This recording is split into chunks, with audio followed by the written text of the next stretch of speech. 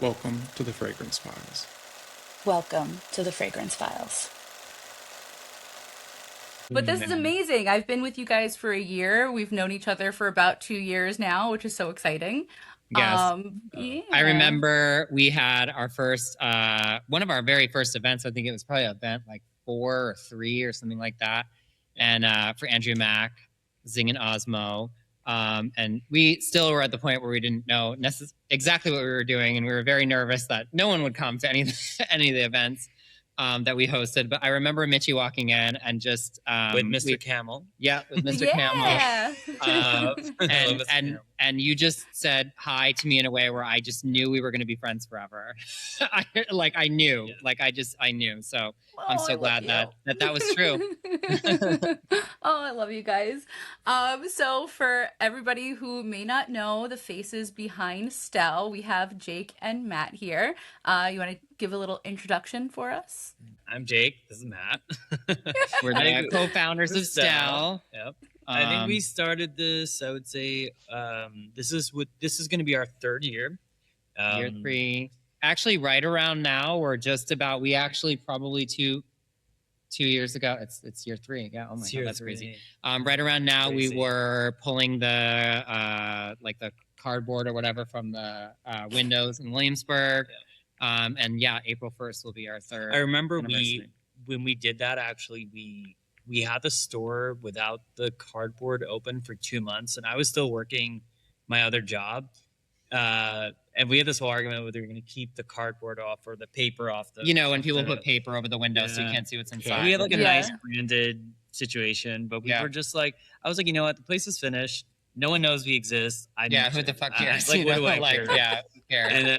And I remember when we did open 2 months later, everyone had the same story. I've been passing by this place for the past half a year and never got to go inside. Oh my God. God. It's been on my wish list. And basically everyone came in to see what was going on. How long did it take you to set up the first store? It was I would say we got it in September, but we didn't really start until January. Wow. So it was January, February. And then by mid-March, we kind of just would kind of open the doors a little bit, get a feel for what it would feel like to have people inside there, because we got to just be by ourselves in there for a while. And I remember the first day that we took off all the paper, your mom was there, and we saged the whole place. Yes, we did. So if nothing but consistent this whole time. I love that. I knew when I think it was my first shift when you started giving people bundles of sage in their purchases. I'm like, I belong here. This is where I belong. Yeah. I know we need to get back to that. We do. I need to order a box of that. You just motivated us. Yeah. We're gonna go get It was great. So for anybody who's listening that wants the background story, so today we're going to get into some really some heavy topics of the fragrance industry, but if anybody wants some background information on Stéle, we highly encourage you to check out the Perfume Room pod and the Smell You Later pod, who did some really great interviews with the guys talking about how this whole thing came about. And check out their podcast. They're good friends of ours and they are amazing. As Mishi mentioned, we've kind of gone on this arc as we started the Fragrance Files, immediately digging into the issues. And we've had some pretty heavy hitters around the politics of perfume, ingredient sourcing, brands behaving badly towards creators. The episode coming out in 2 days is actually about the problems with short form content and how it drives trends. But with you all, as someone who has pretty good knowledge of how things happen behind the scenes, we wanted to talk about the other ugly underbelly of the world of perfume. You obviously have... It's all rainbows and unicorns. I know what you're talking about. I don't know what you're talking about. Our other episode is Apocalypse Renaissance. So We're just kidding. You've had so many bottles come through your store, hoping to be on the shelves, some that made it, maybe some that didn't. With so many perfumes coming out, what feels like it's already been done, and now what? So, I'll say this, and this is something that I hear a lot, and I think everyone looks something to be done. I think like we definitely anticipate non-talent. We anticipate predictability, and this comes from everyone talks about AI. I'm not going to go to AI tirade, but I will say everyone talks about AI. But the reason why AI is so successful is because we always do things predictably. You can predict that someone's going to make a leather fragrance. You can predict someone's going to make a honey fragrance, or sorry, a sweet fragrance. You can predict people will do certain things because we are predictable, because we do things for numbers, we do things for money, we do things so people will purchase them. With that mindset, you end up with fragrances that are just a bunch of numbers and spreadsheets. There's no heart inside it. Now, when we see, I don't care if someone literally remade Baccarat Rouge again, but if they put their heart and soul into it, because my point is, if they went to make Baccarat Rouge as a dupe, stupid and useless. Now, if they went to make something beautiful and ended up in Baccarat Rouge, it would be so much more amazing. And that's my point. It doesn't really matter if it's been done. The question is, where are you coming from when you went to do this? Did you go to do it from your heart? Did you go to do it from your creativity? Did you go to do it for the fuck of it? Did you go to do it for the art of it? If you did, then it's amazing. And it has not been done, because the heart can be repeated again and again and again. It will always be amazing. Yeah, I would say obviously and y'all, anyone who's like a fragrance fanatic, will get to the point where things start to remind you of another fragrance that you really love or that you've smelled before. And I think to, what Jake was saying, it's like, I think we're at this point now that we're not like super novices like we were when we started 2 years or 3 years ago. We are looking beyond just what it smells like and the composition of it, and more into the story, into the creator, into the full presentation of it, to kind of differentiate it, because that could mean, oh, well, this kind of smells like this, or this reminds me of this, but wow, this is like a really unique take on that kind of general profile that I'm used to, and you kind of like almost fall in love with it again. And it doesn't feel like, been done, Oh, for sure. I mean, we all know Santal 33 is a ubiquitous perfume. It is boring. It is played out. Mm-hmm. But there are many perfumes, some of which are in your store, that have that bits of that DNA. And we can say, well, they're cousins, they're sisters, they're brothers, but the story and the package and the other pieces to it still make it approachable and unique. No, but so Fumi did a really great video recently where, we tend to, as fragrance reviewers, kind of always compare things. And she's like, well, it's kind of like a cheeseburger. Like, there's only so many different ways you can have a cheeseburger, right? And there's only so many ways you can do a fruity rose, and not every fruity rose is going to smell like Delina, but they can each have their own unique thing about them. And I couldn't agree more. And I think that's what, for us, what makes us fall in love with fragrance is not just what it smells like, but what's the story behind it? Why was this created? What does this mean to you? So, yeah. And I think we went through, we definitely like this, the question kind of hits home, because at one point, whenever, we went through a period where everything was very, very new to us. So it was all just really, really exciting. Again, like our experience was like diptyque, perfume counter when we were kids at Macy's, like kind of vibe. So we didn't know anything. Fast forward now, it's like we do kind of tend to see the similarities and stuff like that. And I think we did have to go through like a little bit of like a period where, when we're trying to figure out what's like right for the store, and that figuring out that just because it smells similar to something else doesn't mean it's an automatic, like, we don't need this, right? There could be another story to tell, or a slightly different profile that might be appealing to other people. But, but also talking to both your points that, things are repeated, and they do have specialness to them, and they do have uniqueness to them, but, uniqueness can be faked as well. Mm-hmm. And that's why, I like saying this to Matt. I don't know, one of us came up with this. I'm not sure who. I'll give the credit to both. We like to take credit for this both. But we call it another corporate slop bowl. And the point is, you have, you have, what do you have, the Sweet Green and whatnot, and Pure Vita, or even if it Bluebees not, or Like the Kava. corporate lunch options when you're like you have 25 minutes to get to eat and they have to your next meeting. They have the marketing, they have the design team, they have It's the familiar, organic, that they have all the KPIs, they hit everything. Yeah. But at the end of the day, it's nothing. It's nothing, and there's a lot of it. So with we say everyone has a unique story to tell, and phenomenal, they do. But sometimes a story is not the actual story. It's just a way to sell you something, and that's when it becomes not a story. And for example, anything that you make, I mean, how do you delineate art versus just a cash grab, right? Those are those two things can really run hand in hand. And the question is, did you make something to sell it? Of course, everyone has a business, everyone needs to make money, but did you make it to sell it? Or did you make something to make something and then make money off it?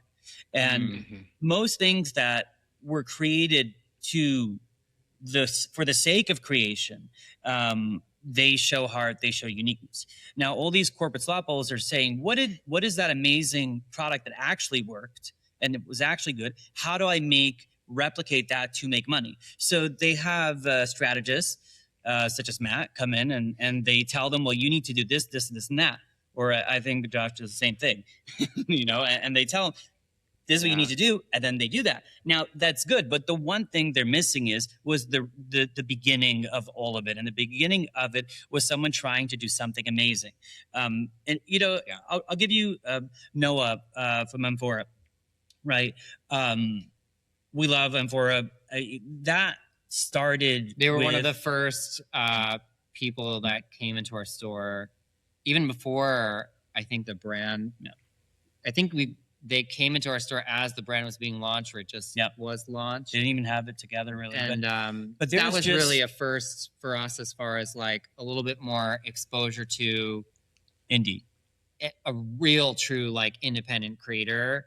Because again, we were very new to it. Honestly, when you listen to the other kind of podcasts, we talk about all the story, right? Like did not set out to make a fragrance store. We set out to make a marble shop, and we needed some things that would go on all these beautiful trays that Jake designed and created.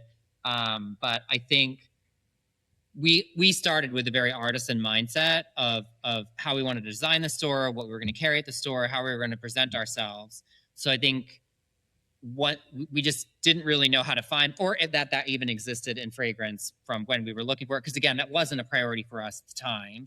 So I think it was very exciting from the beginning to start that people saw that in us, even before we knew specifically fragrance wise, that was a place that we were going to go. With what Stéle was going to be, all about. So it was interesting to then start to see the other perspective of the like up and coming creator. Yeah, you mentioned something there, Jake, that I think is worth bringing back up to a more fine point. There are people creating for the sake of creating something, and if people want it, great. And there are people who are creating something with an end goal in mind to make money from it. At what point, like that's a tightrope. And at what point do you find yourself trying to figure out, I want to make money, I want this to be a career, versus I want to be everywhere. I want everyone to know me. I want everyone to want this product. So if you start with something that you really want to create, it comes from a place that you've just got to get it out. Right? Like, and sometimes that's really easy and it happens in 5 minutes. And sometimes it's a massive struggle for years, right? Like whatever art you're creating. I think after that point, right, we all do need to make money to live and survive and eat and all that, right? So then you've got this now product or thing that you've created, and now it's time to create the way to let everybody know about it. And I think that that's different than starting with all of that at once, right? Where you've got, I'm going to create something that everybody's going to know about it, and everybody that knows about stuff knows about X, Y, Z, right? Which the corporate slot bowl, right? So I think that's the differentiation, right? The marketing of it and the presentation of it and the getting people aware of it is the after the fact of the product being created. And I think that's maybe how I would differentiate what we're kind of talking about as far as like things that are created with all of that in mind from the beginning, where it's fabricated in a sense, because you're trying to hit so many parameters and things like that for success, that ultimately those things aren't necessarily the fundamentals of the success, because people are, whether they like it or not, most likely looking for the heart in something at the end of the day. And also, I'll say that we keep brands that do want to be everywhere. I highly recommend don't. I highly recommend do not be everywhere. And I'll tell you why. It's not Take about your time. I'll give you a simple. I'm not going to name names, but look at any niche brand, and I say niche because we're indie brands, we're artisanal, we're different. Yes. So look at niche brands and look brands that have done successfully well. Look where they are trajectory wise. Look from launch to where they are right now. Once they reach their mass market appeal, all they are is another release. They're another release. They're another feed into the machine. In fact, if you look at younger audiences, which if you were a tobacco or alcohol company, which would be your target, younger audience do not want to touch them. They don't want to look at them. But meanwhile, I'll have 14-year-olds run in here to smell Jinx. Why? Again, scarcity equals special. And today we want special. In a world that everything's manufactured, everything's available, the one true luxury is scarcity. Now, implied scarcity is trash. And that's when you have to find out, is this an implied situation? And I'll give you an example for scarcity. If you look at something like this, which is Jinx, which is artisanal brand, really, really special. One of my favorite entries that we've had for a very long time. Now, if you'll see, it's called Geist 3. Why is it called Geist 3? Now, you would think that there's something, it's a series and, you collect 1, 2, maybe you can buy 1, then you can buy 3. Which one do you get? No. 3, these are made with aged materials. Aged materials are a non-renewable resource. So, for example, Geist number 1 will never be made again. Geist number 2 will never be made again. Geist number 3 was sold out and will never be made again, but we have some in the vault and you will never see it. But outside of that, the point is, this is not implied demand or whatever the term is. This is not a fake scarcity thing. This is real. So what I'm saying is, if you're going to go and put your shit everywhere, it means nothing. You're a carton of cigarettes. You're a bottle of milk. You have zero. There's nothing interesting about you. And it is also, why is it everywhere? Again, why do you need it everywhere? You don't need that much money. None of us do. You need good money. You need good cash flow, and you can have it by good retailers, by a good D2C, a well-balanced approach with slow growth, like Matt's talking about. Create the full vision when you're going to come out with marketing, when you're going to come out with this. You don't have to be so thirsty. If you're doing something, people will come. Yeah. Focus on doing something. Don't focus so much on, I'm taking over the market, I'm going to be the king. Yeah, I think it's important. Like, this is like such a cliche, but like the saying, like, it takes time to find your tribe. Like, I think that's very important. Like, I think we have been very lucky as Stéle to have found it. I think we're still on the hunt for it. Not on the hunt, but like we're still like kind of in those like initial phases of like finding our tribe. I think we have already. We've met so many amazing people through it, but I believe there's still going to be more, and I see there's still going to be more people who maybe hopefully the way that we have created Stéle and the welcoming atmosphere that it has, that we hope that every time that it has, will attract more people that maybe don't even know fragrance beyond what we knew when we first started. So I think that's important. But going back to like the kind of oversaturation of it all, I think there is something to being very strategic about, at least for brands, the stockists that you pick. and the way that you roll out a campaign. I think if you take too many opportunities at the beginning, people are fickle. People always want something that's kind of new and undiscovered. Sometimes the oversaturation isn't, all in 1 week or 2 weeks isn't maybe the best thing if you want longevity forever. If you want to just kind of like have a flash in the pan moment, maybe that's what is best for you. But Yeah. I also think like constant new releases is also like, yes, I know people think that that's going to keep the attention of your audience, but I do think that at some point it overwhelms them and your quality degrades. Yeah.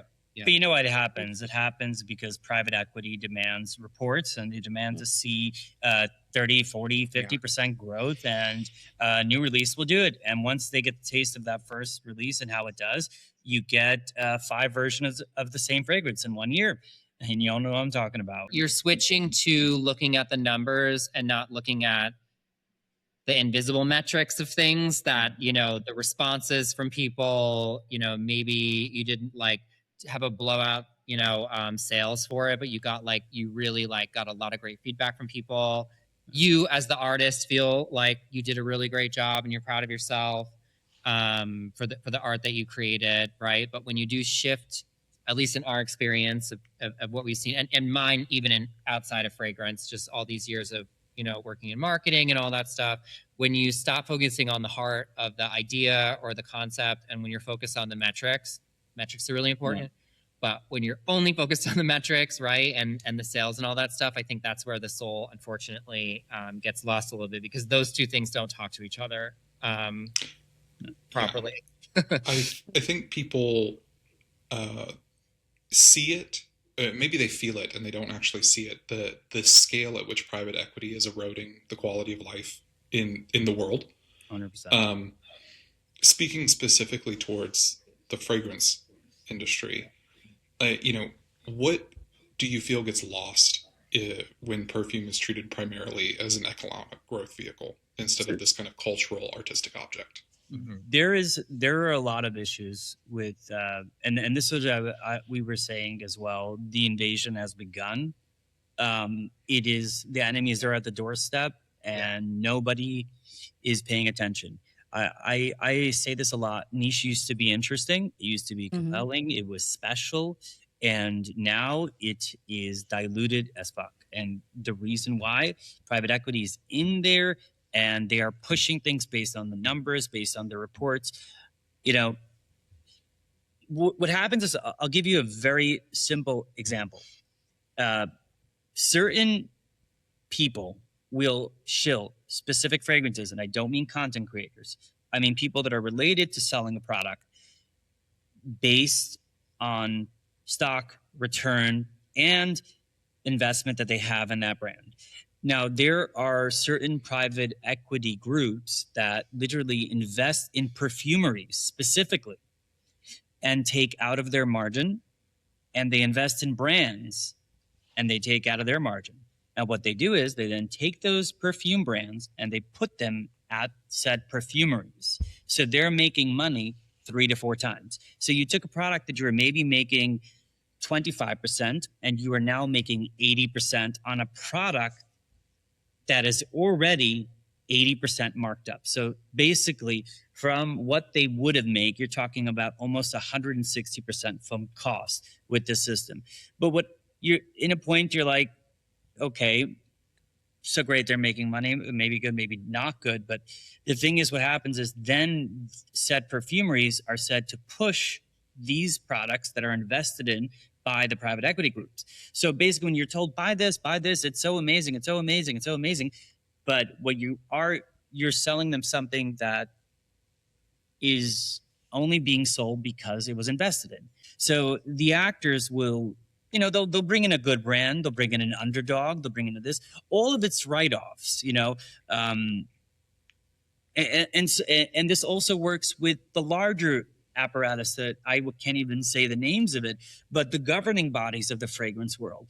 They'll bring in their, tokenized entities that they can say, okay, we're good, we're legit, and then the whole system rides on promoting brands that are invested on, brands that are donating, brands that are putting money where they're expected to put money.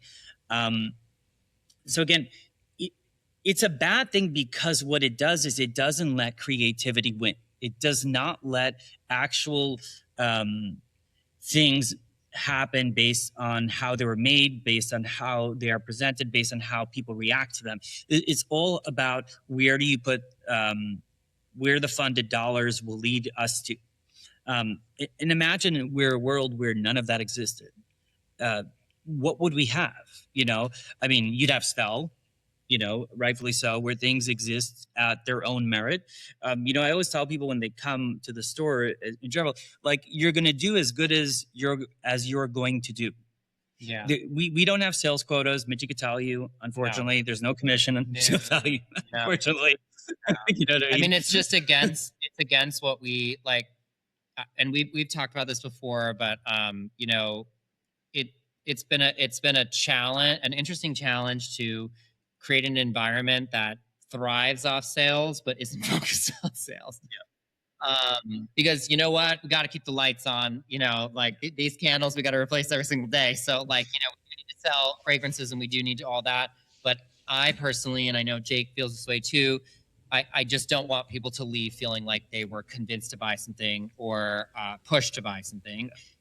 We believe in everything that we have here and everything that we have online. Maybe that might not be in stores or anything like that. And while it might not be of someone's taste, we do believe in the quality and the artistry that was put behind it. Yeah. So yeah, I mean, listen, I also, this is also something I don't know if I thought it in my dreams or said it before, but I think unfortunately, I think we're all culprits of this, like corporate slop bowl, private equity kind of takeover of the world. And I'll speak outside of fragrance for a minute on it, but I think it definitely applies. Like these companies that are and we just went through it with like a vet that we tried to go to with our dog, and it was like they had the branding and the logo and the TikTok videos. The doctors were in the TikTok videos, the this, the that, like, right? Like it was just all just so perfect, right? But what was missing in the middle was the heart. And like our dog went undiagnosed for something, right? Like I think like that's something that it almost hit us right in the face, because we had these kind of thoughts of what we wanted to talk about with y'all, a couple of weeks ago, obviously, and we see it time and time again. But I think unfortunately, we bought into it, right? Because we didn't just go to the independent vet, although we used to have one, but we switched it. We were like, oh, this looks like shiny and new, and I can get this whole package, and I pay for it up for the year, and I get this and all the shots, and like just using it as example, right? Like. But at the end of the day, there was no heart. There's no real person to talk to at the end of the day. And I think I'm happy that we're part of something. And I think we all need to remind ourselves that where we put our money as consumers, right? Like it is what's feeding these machines. So of course you can't avoid all of this, because the corporate private equity is everywhere. And like we all need to live our life. We have a lot going on in our lives, and there's a lot to do in a day that sometimes you just need things to be easy. And things to, and unfortunately that is part of what they offer. But as much as we do that, we should all, at least for me, like I have a renewed sense of trying to like really, really support small businesses, shop around, find doctors or vets or whatever, what have you, right? That are like more on the independent side. Because once you kind of get deep into the kind of corporate venture-backed world, you realize there's actually no one responsible at the top. Because private equity does not care. And it does not care more than you know. For example, you look at Paul Sachs debacle right now, and how many, you think of the Sachs debacle and you think, oh, whatever, right? Big brands and so forth. But it's funny, me and Mitchie know someone specifically lost their job from this. Yeah. And I was just telling Mitchie about it. And, you think that it affects normal human beings. And if you do some research, and this is just a little bit Googling, you'll see that the company that purchased that literally does this habitually. This is what they do. They buy places and liquidate them. This is not like a made up thing. And this is a private equity kind of thing. Is they don't care throwing money around because they don't mind taking losses. They don't mind writing off losses because they'll make it somewhere else. They don't mind selling a failed company and liquidating their assets.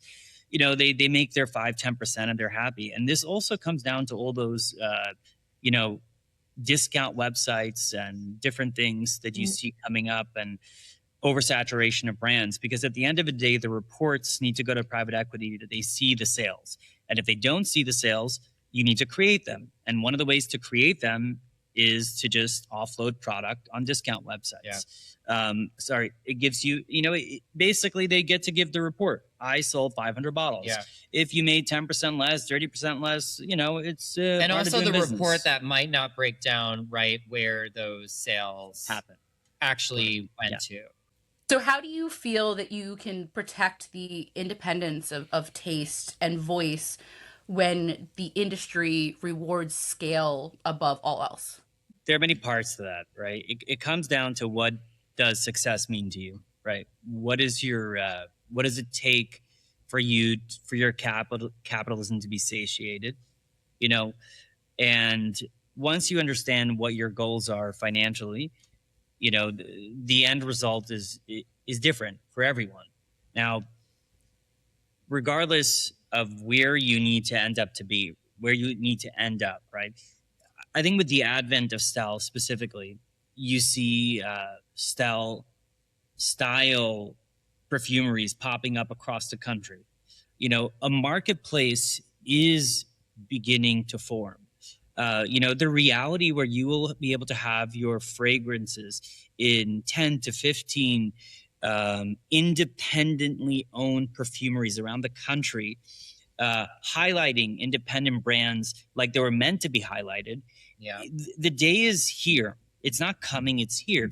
Now, your focus should not be to get into that retailer with a bunch of locations. Your focus should be to get into that retailer that highlights who you are and how you want to do things. Now, if all the great brands actually focus, and I say the great brands, I say the independent brands focused on finding those shops and putting their products in those shops, not thinking of, I need to go to this big one and have an order of 50 bottles payday, and this my big payday. The big payday ends there. Now, you want to build a community, you want to build a national wave.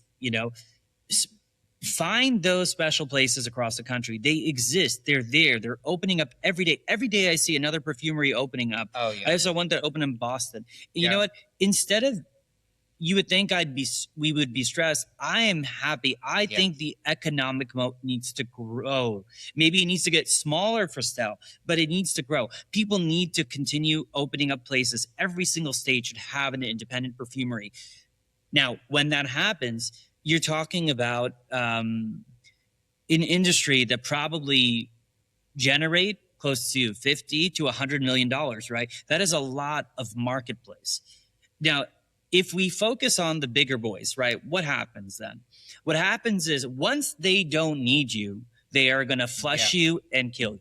That's what they do with anything. Once you don't serve a purpose, you end. Now, I'll tell you like this. There are certain brands at Stéle that we stock because we love the people, whether they sell or don't. Yes. That is not a normal business approach. That is very stupid. But you know what? That is, if I reach for it and I love it personally, I'm going to stock it. If that person is a wonderful person and I've had amazing interactions with them, we are going to stock and it. we believe in their work. We believe, obviously the work has to speak, but there has to, what I'm saying is that humanity is a very powerful thing, and we have it. We just don't believe in it as a society anymore. And the marketplace is here. My plea to all the brands are all independent creators. Focus on the perfumeries that are independent. Focus on the independent voices. Focus on the human people out there. They're there. Connect with them. The marketplace that looks now much more, collectively, this marketplace is massive. Yeah. And it's only growing. And I would say the same thing for all of us when we're consumers, right? Like, support your local perfumery, support independent brands through your local perfumery, also support the brands on their own channels, right? I think that's kind of we're moving away from like kind of like the corporate venture capital of the conversation, right? But it's all kind of like connected. We as the consumer have the ability to somewhat eradicate this, right? Now, all of these venture-backed companies and all that, we see it all over the city, and I'm sure it like happens in a lot of cities, right? There's a big pop-up and you've got a free gift bag and you've got like all this stuff. Most people go and just get that and then leave, right? And that's cute. I don't know. When I first moved to New York, I loved all that. But like I think as adults and as consumers and all that, us included, like we all should think a little bit more wisely about the choices that we're making as far as where we put our money, because unfortunately that's the only thing we have control of these days. Yeah. You know, and I think it's never been more evident that where the money that these huge VC and private equity, where they put their money. yeah, And, zooming out into the macro of things, when we want to really look at why our country is in the state that it is in, it's because these businesses have essentially more rights and more influence on our government than the people do. And it's because they're able to invest and able to lobby and fund, essentially give money to get our representatives to vote the way they want them to do, not what's in the best interest of the people. And that's never really been more evident and more blatant than I think it is right now. And I think when we're talking about fragrance, and people love to say, oh, perfume isn't political. Well, everything we do is political, because everything we do, everything we spend our money on is coming back to bite us in the ass because we didn't think about these things for so long. Yep. And we were coerced by the, I don't know exactly how to put this, but like the way that it's built, in a sense where you've got this almost like, hyper customer service agent that is fake in a sense, right? All of your questions and concerns are being handled. You've got a refund just because you didn't like it. You've got like all that, right? And that feels good. That's great. You know what I mean? You got a little something. We're all struggling, right? In one way or another. So it's like, it's cute, right? But I think, unfortunately, they're playing us all on that because, at the end of the day, they've got all those funds to just refund you if you didn't like it. They've got all those funds to have someone on 24/7 to, go through whatever customer service questions that you've got, right? And all that stuff, and go back and forth and like coddle you and all that stuff. When at the end of the day, you're just looking, most people, I would hope, are just looking for a great product from an honest business, right? And an honest creator of that product in that sense. So I think, unfortunately, they've played us all in that sense, because it feels almost like you're getting a free gift every single day from all of this, because they've got all this money to win you over. But at the end of the day, like, if them winning you over is pulling you from real people and real groups of people who are running their own businesses. I mean, my hometown in New Hampshire is a perfect example of this. Like, it was ruined by like Walmart, the Walmarts and the Kmarts and all that stuff, right? That's all that there is now there. My town is one of those used to be towns, like, so it would be really, really sad if that would happen to what I think we've all collectively built, and when it comes to the more independent artisanal fragrance category, right? Like, I feel like, I know that we jumped in on a time that it was already booming, but I feel like it's been even more booming, in the past few years. So I would hate for that to move backwards. I think it would be great if it would just continue to move forward. It's up to us. I sent Jake a video the other day, and it was kind of a light bulb moment for me of like, wow, there is really a disconnect, and people don't quite understand how different indie fragrances operate versus the large brands. And it was this creator complaining that a brand didn't want to do or didn't approve for there to be a commission on the bottles that they were selling. It happens to be a brand that we carry, so I was of course like immediately defensive. And there's this idea like, okay, if I'm talking about a product, I deserve to get the 15% off. I deserve to get the commission. I deserve a discount. You're making this product for pennies on the dollar, and it's like, but you're not talking That's not about how that works. It's you're two you're, different you're things, not right? talking about a Louis Vuitton, right? You're not talking about a $600 bottle that has an incredible markup. You're talking about Right. an indie brand that's Yeah. barely even a year old, Yeah. that does not have the funds to I mean, they're not even marketing themselves like that on social media. So it really was kind of eye-opening for me that there is a huge disconnect and that And- people don't understand that small businesses cannot operate Yeah. the way that That these same large way. companies. Yeah. Yeah. But it does Yeah. come to the reality that we mainly look at everything through that lens. Yeah. Right? We automatically assume it's pennies on the dollar because everything looks that way. Because most of it is that way, right? But I mean, for example, I'll just give you an example here. I'll take even the most basic. This is one of the. This is an amazing brand, right? Very special. But I'm not going to say about this. This may not be the best example because this is an artisanal brand. Fragrances are just phenomenal. 40 proof, one of my favorite lines. Check them out. Spiritual sense. Completely sold out, but check them out.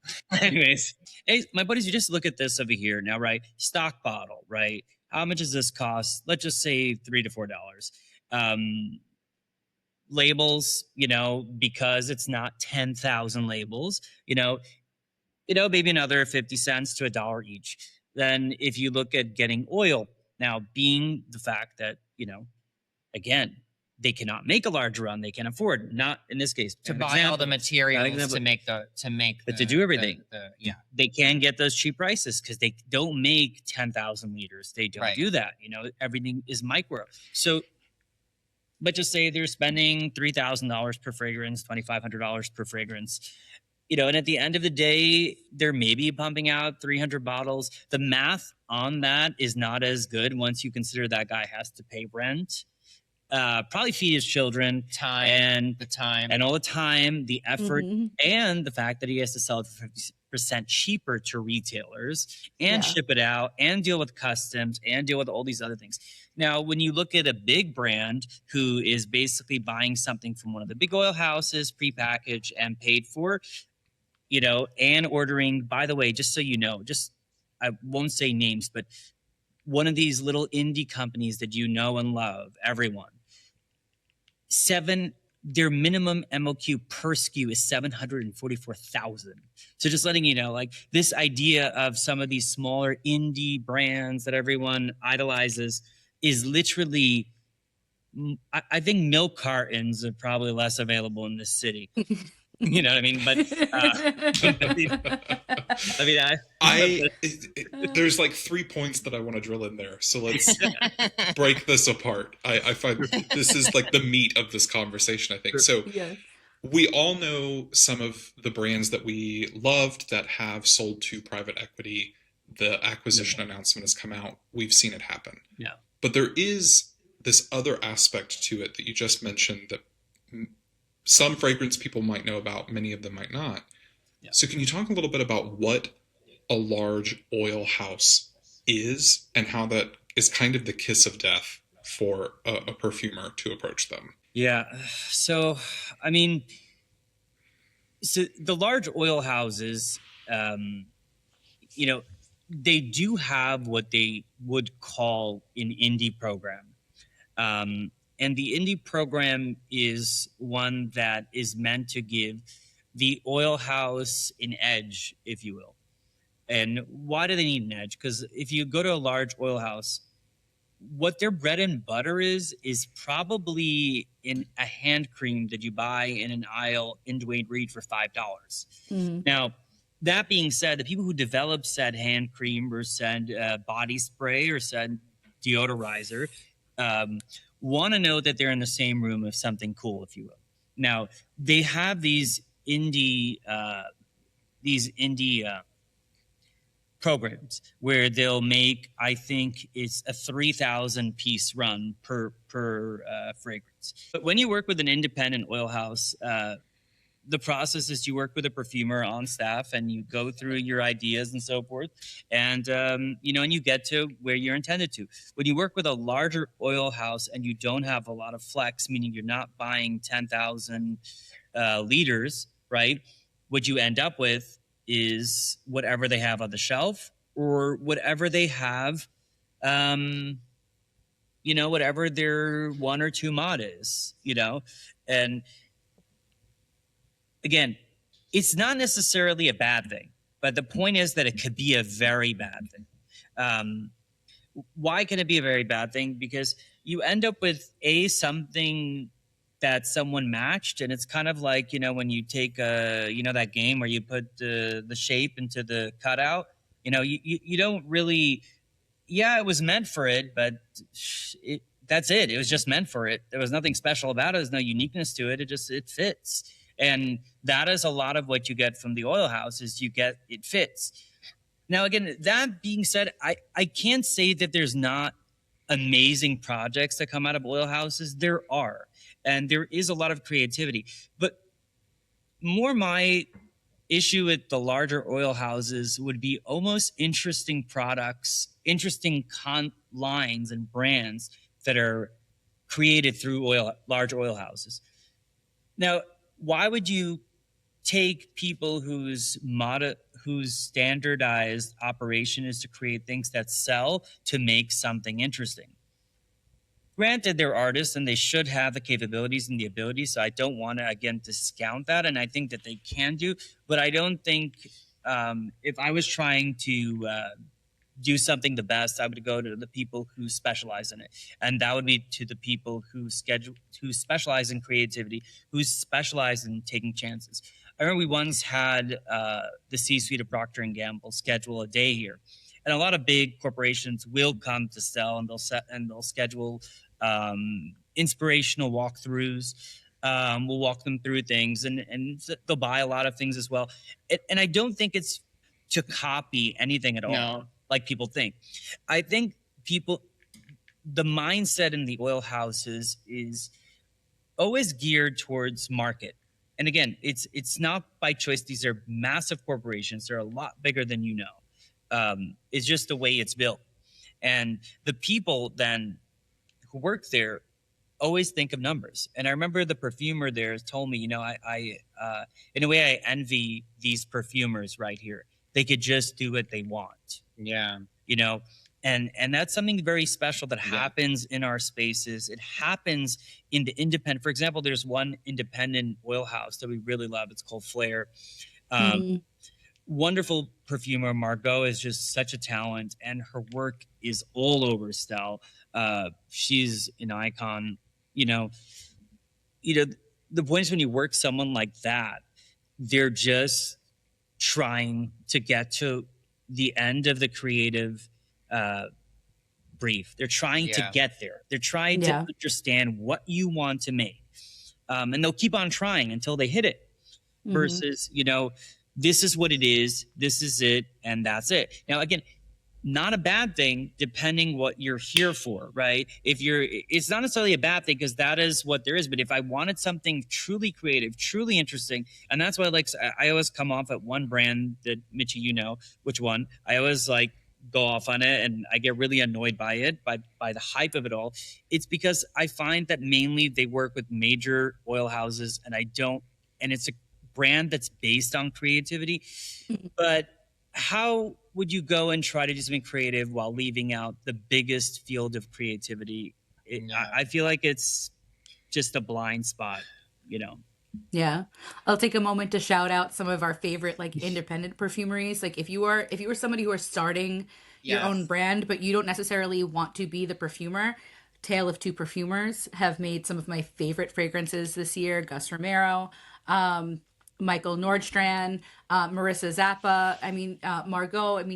These are perfumers that you can hire that are not at the big oil houses, but that can still help you build your brand. Blend by OSM. Blend by OSM. Yes. Agreed. Yosh and Perfumer's Apprentice has been trying to now, not so much to do stuff, but to help to make an oil house for perfumers, which is going to champion low, have very low MQs, work with good ingredients, quality build, but they're trying to do A to Z for small brands.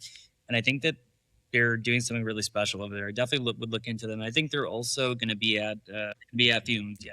So since we're talking about oil houses, and it is something that a lot of people like to push that like, well, the oil houses are also making the dupes. Yeah. So how do you see dupes? Are they a natural response to the originals or built from numbers and charts? So, I mean, it's funny that you say that when most not most, but a lot of dupes, when they're created, they usually go to the original perfumer to make the dupe. The reason being is because who best to make a copy besides the person who made the original, right? Now, the dupes category, the sad part is, and this comes back to the original statement, you can only create a dupe if the original has no heart. And why do I say that? If you made something with numbers and charts, it's not a dupe. It's just another number and chart. Is it a dupe? I don't see. The first one was a fake. The second one was a fake, and the third one's going to be a fake. They're all fake. There's no realness to any of it. So dupes. No one makes a dupe of space fluid. No one makes a dupe of cathedralis. Why? Because it's just not a duped product. So don't make something that needs to be duped, and no one will dupe it. Well, I actually just saw a TikTok from Bryson at Alloy Studios that he had been told by someone that his perfumes were too expensive and they were going to wait until there was a dupe. Stop. And their response was quite clever, but I also thought, imitated perhaps, but never duplicated. Not only for the types of ingredients that they're putting into Alloy Studios, but the perspective would be lost. Yeah. Yeah, and the heart of it, right? And like there's honestly, nothing wrong with just wanting the dupe and all that stuff. Like we're not judging anyone, but honestly, like then go just find a cheaper fragrance that's like its own thing, right? Yeah. Like versus like I don't know.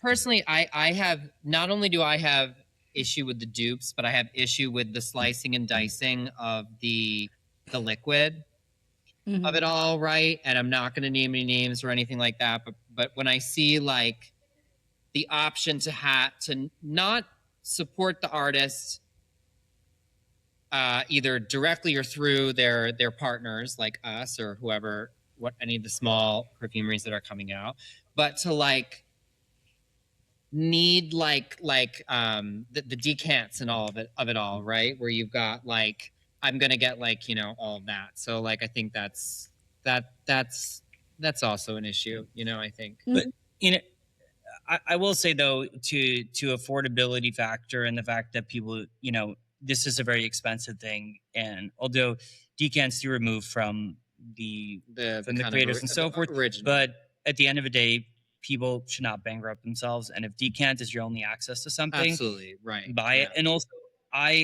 we are very much strong proponents of the aftermarket. We think the aftermarket is very important. Oh yeah. And the reason why we think so is because we don't believe things should die on a shelf. They shouldn't die in your basement. They shouldn't die in your drawer.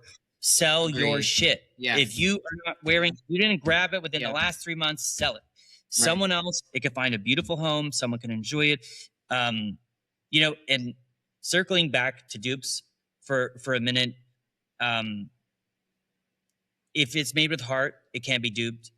But if you're buying Baccarat Rouge, buy the fucking dupe. Don't buy $500.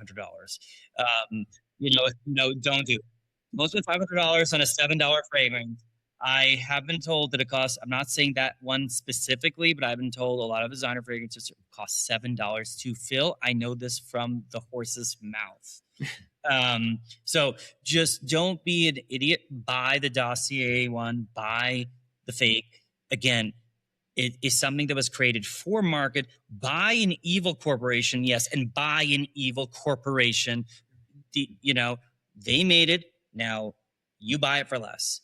Go for Yeah. it. But when you're talking about someone like Bryson, More like, who put their right, heart and yeah. soul in it, I don't care if they took it through a synthesizer. You will never be wearing Bryson's fragrance unless it's his. You will never be able to strut down the street unless you're wearing his fragrance. And that cannot be replicated. Yeah, I think again, it's hard because the fragrance has got. I mean, it's very large, but also like we're experiencing a growth of a very specific aspect of it, where it's a little bit more around an independent creator, whether that's a creator of a brand that's putting all their heart and soul into the creating the brand. Maybe they're not the perfumer, right? But they are like they're orchestrating a whole massive project, which is quite an undertaking to do as an individual, or you're the perfumer doing it all. I think that's the situation in that case is a little bit different, right? Where you've got, other than these like major oil houses and all that stuff, right? So I think the point that maybe we feel and we've noticed and trying to get across is that you can't treat one in the same, right? Like you can't take advantage of the one in the way, in that corporate way that, you know, we all do, right? Because it's just like, oh, that's the man and like he's got all the money, right? It's not the same thing when you're talking about these independent creators, independent brands, and all that. This is someone's like rent. This is someone's funds for the next scent that we're all gonna love, or a project we're all gonna love, right? So I think that's more where we get a little bit more passionate about things, because it's not just one world that you can apply the same, in our opinion, or my opinion, behaviors, consumer behaviors too. So we are, for our audience, we are going to pause here so you can give this a listen, and we are going to upload a part 2 for you as well, so you can hear all the other things that we have to share. Yeah, tune back in for the invasion part 2. Oh my God. We love you. Bye. Bye, guys.